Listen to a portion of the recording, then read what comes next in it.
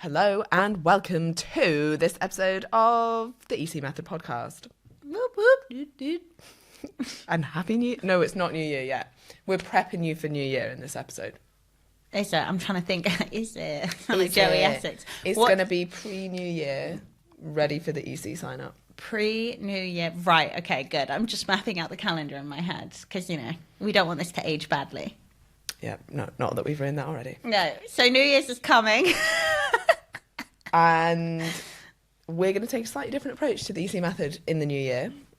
We have a bit of a sprint, hard-hitting, especially the first 2 weeks of the EC Method, where we're really going to push you. We're going to really ingrain some habits. We're probably going to break that glass ceiling that you have and push you a little bit higher than what you think you can do. Mm-hmm. Because then when you come back down to a bit of a middle range there, it's going to feel hella easy.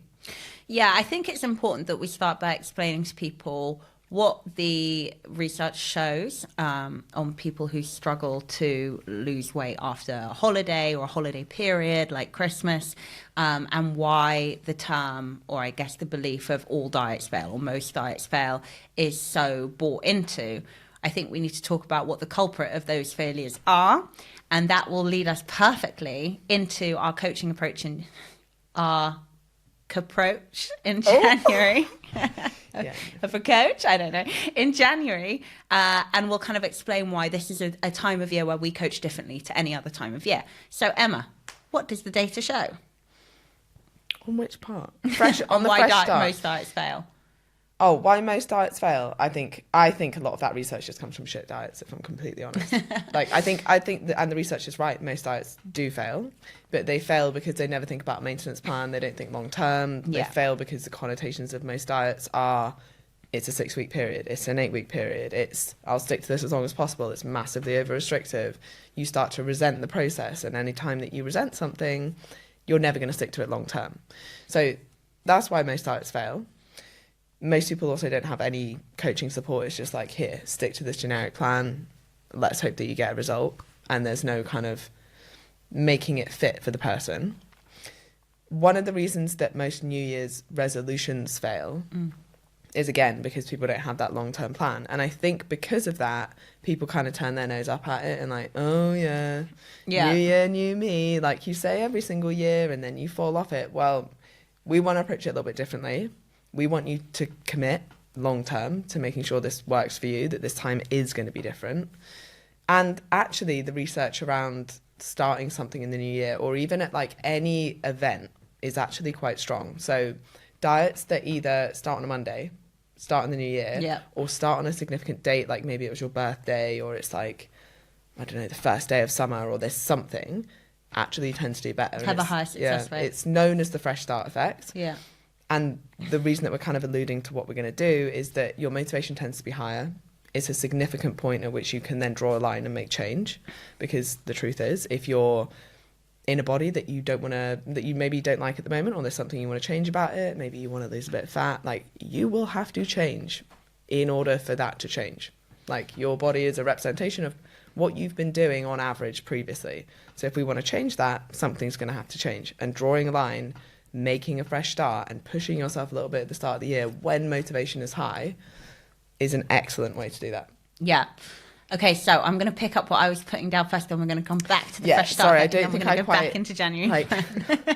We're really tired. Okay. So most diets fail because people can't maintain them year round, which goes without saying when we're talking about Christmas, we're talking about holidays. What tends to happen is, what the data shows is that people then return to their normal life and they can't get back on, quote unquote, the wagon. And we see this in all coaches, and a lot of people listening now, especially of our clients, will know this. Like, how many tags do we get in each round of the EC Method? Like, I went on holiday, I've been back for 3 weeks, and I just can't get my shit together. And it's like, this is usually a result of most diets failing, is because people find it very hard to get back on track once that period is over, because they've fallen out of routine, they've fallen out of structure, they've fallen out of self-discipline. And it's fucking hard. Like, it's hard. So the fresh start effect is a very real thing that has really, really high success rates. As Emma said, starting on a Monday, starting in a new year, a fresh start. It is a clean slate.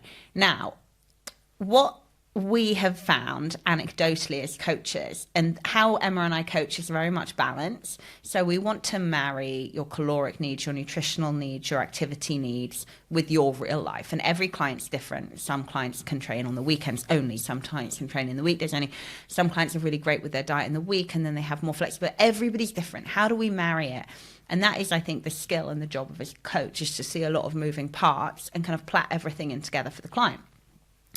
So what we have found is that this balanced approach in January and after holidays doesn't fucking work. It doesn't work. I'm sorry. And this is our ethos as coaches. It doesn't work.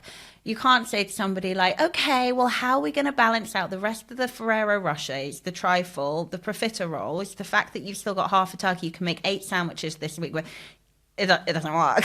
What we need to do is we need to go in with a pretty savage, hard, think like a fucking Olympian, think like a fucking bodybuilder, Arnold Schwarzenegger before he gets on stage, Simone Biles before she's competing in the Olympics, optimal only. You get up at 6, you go to the gym. I know it's busy. We don't give a fuck. Do something. If the optimal workout isn't there, do something. You have your meal prepped breakfast or your protein shake in your bag or whatever. We're talking like no stone unturned mental approach here. For a normal person, we mean obviously competitors have to live their life like this. You do it for a week, and then week 2, then we start to bleed back in normality. We start to shift that self-discipline with a bit more like, okay, but you're still human and you still want to have a life, and then off we go again. But the bleeding into it gently and slowly in a mollycoddle fashion, it doesn't work for any clients, I don't think, unless they are already like us, very either work in the space or very experienced in their health and fitness kind of journey. But by and large, no, we need to go in hard.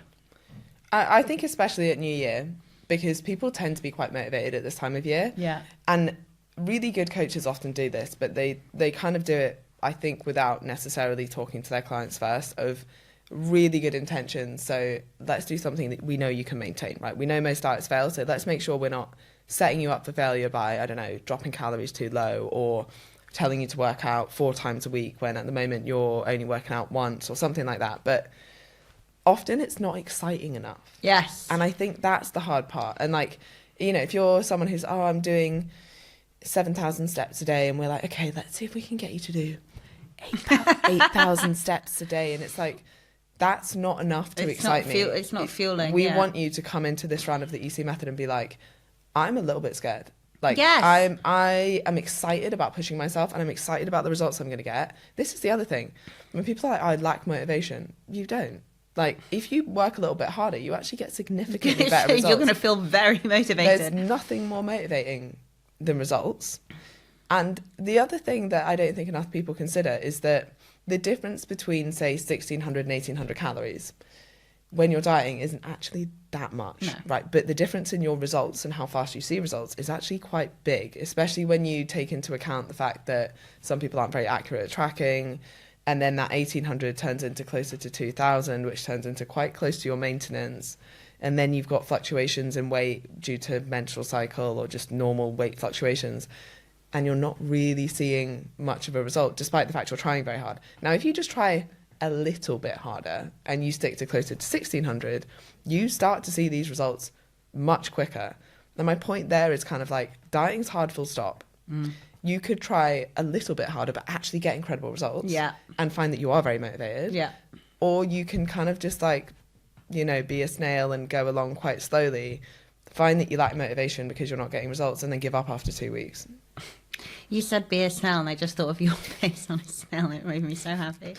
I completely agree with that. I think we see often people do very well with coaching platforms and coaches who are like, here's my 8-week challenge. I know, with the 4-week Body Blitz, a book that does not sit well with my coaching ethos these days. And I regret many a word in that book and just the book as a whole. But everyone that did it got fucking amazing results, because humans do well with goals, with purpose. Sorry, just spat.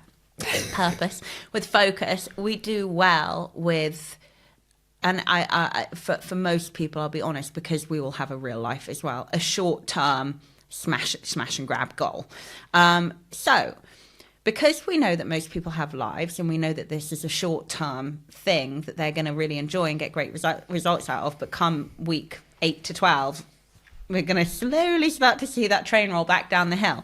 Why don't we try and find that sweet spot, especially after a holiday, especially after Christmas, especially in January, where we're like, okay, let's do it then. Let's go. Give me the best you fucking got.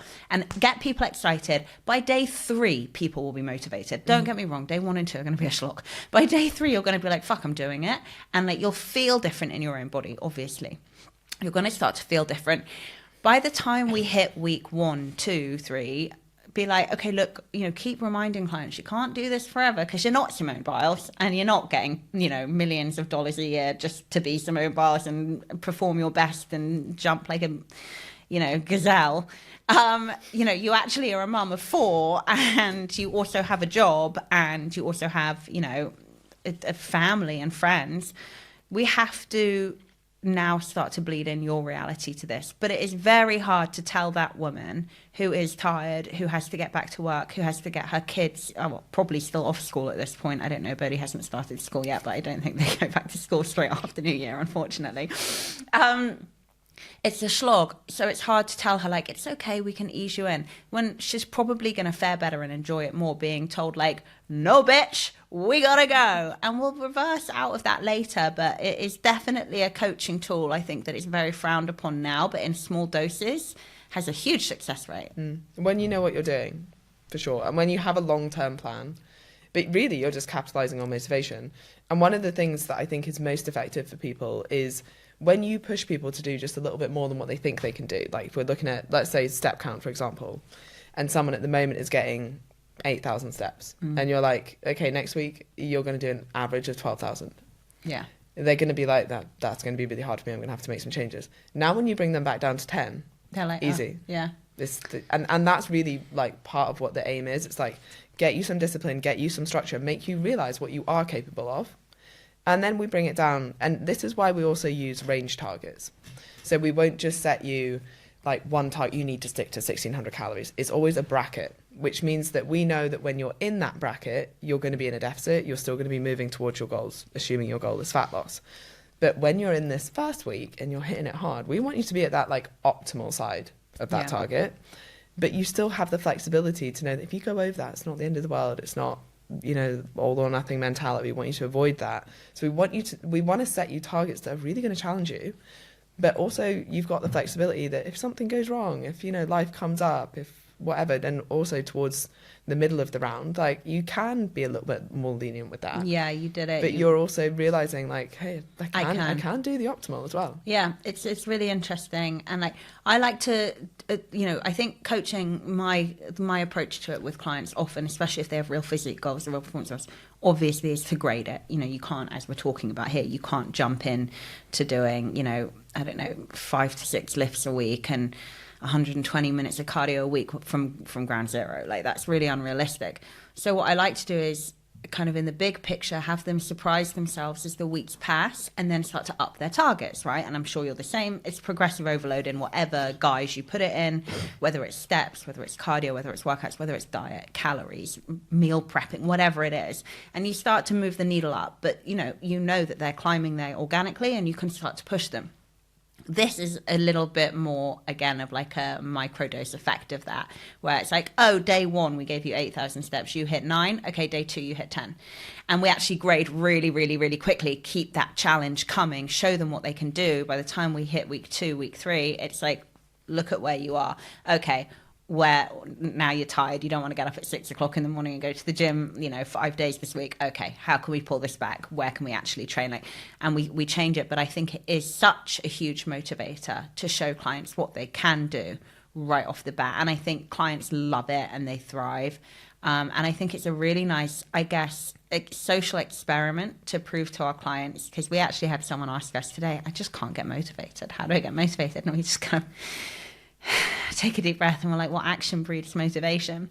It's a really nice social experiment that proves that. You start doing that, you start pushing yourself and getting there, you'll do it. And you think, you'll get that motivation. You think about like all the really impressive things. So I was watching Wicked for like the 3rd time the other day, and I was thinking, and there's a really good documentary on it on Sky, and I was thinking, how fucking terrifying to day 1 on that set to go in there and be like, okay, you're going to dance, you're going to sing, you're going to remember every line, every piece of choreography, you're going to hit every note, you're going to have literally thousands of people staring at you do it, you know, and you're like, oh my God, it's just, I could fuck this up. How scary that would be, but how amazing those women and all the cast must have felt by week 2 when they were like, oh my God, we're doing it. And it's the exact same thing. There's something really wonderful about pushing yourself. Mm-hmm. And I think that first week, really instilling routine. Yeah. And I know a lot of people talk about, oh, it takes X amount of days to create a habit and stuff. I'm not fully bought into habits, partly because I think there's this expectation that they will just magically become easy, and they don't. A habit is a thing that you organically pick up, so I agree with you. Yeah, like I think people have this like, why isn't the gym a habit for me yet? And it's like it's not for anyone. It's always going to require some level of effort. But when it's in your routine and when it's like a preset, it's a hell of a lot easier. Yes. And with motivation, 100% you need to start before you're motivated. You know, often there is that fresh start where you are motivated, but motivation is going to come and go. So you need discipline. Like that's what you're looking for. And discipline, as cheesy as it is like a muscle. Like the more you do it, the easier it gets. The more you start to back yourself, the more you start to realize that, hey, when I say I'm going to do something, I show up for myself and I do it. Yeah. That's discipline. And the more you realize doing something is better than doing nothing. I think people hear discipline, they're like, oh my God, you require me to run, I don't know, half a marathon every day. It's like, no. Discipline for me now is going to the gym even when I'm exhausted and being completely accepting that a 20-minute okay workout is much better than not going at all because I didn't feel like it that day, and that not every day I'm going to have like a 60-minute, you know, optimal workout. But I like what you say there. Habit to me is it's an organic routine that we fall into. Routine is premeditated. It's a plan. It does take discipline, and it's a hell of a lot more rewarding than a habit. Yeah. Okay. Did we have anything else to add on this? Well, I don't think so, but I will let you confirm with your notes. Let me just confirm. I think you maybe wanted to say something about like a feminist anti-New Year, New You. Oh, yeah. Have we done that? Do you want to go around? I've been kind of touching on it. Oh, I just did something to my neck.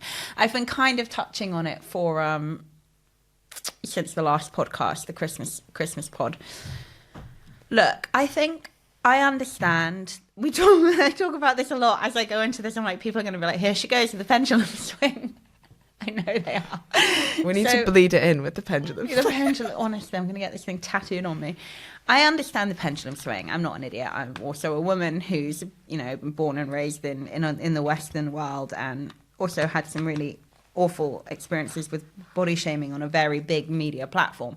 So I'm really kind of a bit of a dab hand at this, experiencing this and reflecting on this and talking about this. And I have to say, like, I understand the need to push back against dieting culture, dieting messages. You know, women are better when they're smaller. New year, new you, you're good enough, ladies. I get it. Like I totally get that pendulum swing, and I think it's very necessary. And I think pendulum swings, and I think also in politics, the right and the left, they regulate the middle, and we need both. So I'm not anti that. But I think we also, while we can revel in that and enjoy it for a period, it's very important for our health, mental, physical, and societal, to come back to a kind of more common sense middle ground of like, okay, but December is the main month of the year where we are encouraged to eat, drink, and be merry. And as we talked about in the last podcast, the Christmas podcast, we are evolutionarily programmed to be more sedentary at this time of year. You throw alcohol into the mix, you throw less sunshine into the mix, you're talking depressives, you're talking people feeling physically uncomfortable because not only are they having starters, mains, and desserts, they're also having canapes and snacks and chocolates around it.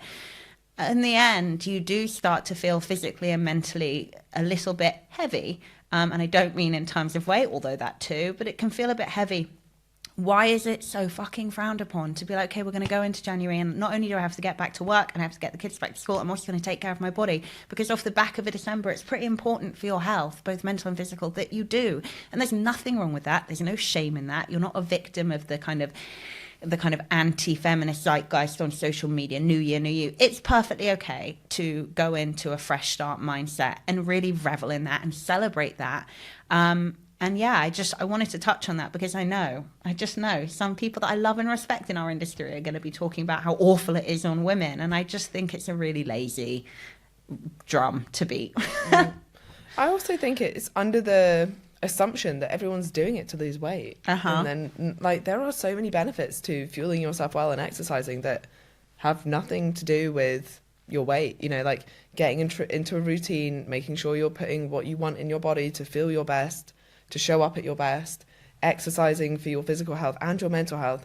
And if you want to lose fat, like adjusting your diet so you can lose fat. But it doesn't have to be about that. And I think that's the like underlying belief there. It's like, you're only doing this because you're trying to hate yourself into change. And I'm like, that's not true that's at all. Not what we do here in the slightest. No, not at all. I had a conversation with someone in my gym the other day, and he was like, so what are you training for at the moment? Like, what are you trying to do? And I was like, I literally train for my mental health. Like I went through a really difficult year, like a year and a half ago, and I'm just still coming out the other side of it now.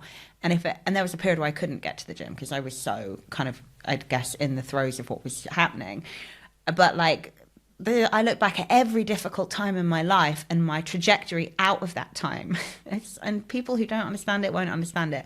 But the gym was such a huge trajectory and runway there for me of getting back into feeling present, feeling like my mind, my body, my everything, my confidence was all coming back into alignment again. And I train for my mental health. So I agree with you. The idea that people want to sort their shit out in January in terms of their health and fitness because they hate their bodies. It's, for me, I do it because I love my body. I love my mental health and I want to take care of it. So I agree. It's got a strange lens attached to it. Yeah. And there's often like the underlying, like, you shouldn't want to change. And look, I just think life's too short for that. If you don't like something, change it. And you can do something about it, change it. I completely agree. Why would you not? It's and it doesn't empowering. always come, you know, like, I think diet and exercise is the highest form of self-love. Yeah, absolutely. You know, it's not like sitting on the couch with chocolates. Like, it's looking after yourself. Self-care. And I think taking care, also pulling up your big girl pants. And we talk about this in finance a lot, in terms of finances, what I should say. You know, you don't spend loads of money on a new holiday every other week, you know, because you know that your financial health and your mental health are going to be in fucking ruins if you do that. But we have this idea that you should be doing that with your body or your mental health is going to be in ruins. But actually, there's nothing wrong with pulling up your big girl pants and being like, I'm going to be nutritionally aware, I'm going to be calorically aware, I'm going to take care of my body. Most of the time, and some of the time, that frivolity and that spontaneity and that indulgence is going to come in and it's going to feel fucking great. And then I'm a grown up, so I better get back to it, you know, and taking that power and taking that kind of aha moment, which a lot of our clients have under our coaching, which I'm so proud of, being like, oh, I've been viewing this wrong the whole time. It just is what it is. You know, you want to be happy and healthy and confident in your own skin and live a better quality and quantity of life. Just like your finances, this is something you've got to fucking manage. And it doesn't mean that there's not a time to go on an expensive holiday, or when you need a new car that maybe you get one that's slightly out of your price range because you really, really like it. It doesn't mean that there aren't going to be times where you can have a little bit of a splurge. Of course, that's life and that's part of joy. But to the idea that every day should be like that is going to leave you nowhere but in a really dark place. Mm-hmm. And so many of our clients now, you know, they came to us for fat loss. They lost fat, and now they're here because they want to feel good, you know? Well, more recently, because they're all doing high rocks now. I don't know where that came from. Yeah. But all of a sudden, it was like, I'm going to stay and I'm going to do high rocks. I was like, okay, then here we go. But like, people, that's the same thing. It's like people love a challenge. They love an endpoint. They love something to work towards. Like, so much of human enjoyment comes from having purpose. Oh, definitely. And when you've got an endpoint or when you've got something to focus on, you have that purpose. And whenever you achieve something, you notice this, whether it's fat loss, whether it's a business milestone, whether it's a financial milestone, whether it's high rocks, whatever. It's like, actually, the most enjoyable part was training for it. Oh, yeah. Not, you know, it was the progress that I see every day. It's not like that one day that I stepped on the scales and I was a healthy BMI range. Like, that's not what brought the joy, actually. It was being focused towards that, and it was seeing the progress, and it was knowing that you're investing time, energy, money, if you're coaching, like, into yourself and you're getting that result from it. That's what brings you joy. Fucking here. So, guys, Happy New Year. And if you want to get fucking excited about this. Yeah, back yourself. You're Simone Biles. I'm not kidding. You're Simone Biles. If you want to inquire about coaching, obviously you can DM Emma or I at ESG Fitness at Madeley Chloe, or at the EC Method on Instagram. Or you can just head straight on over to our website and sign up at the www.theecmethod.co.uk. Correct.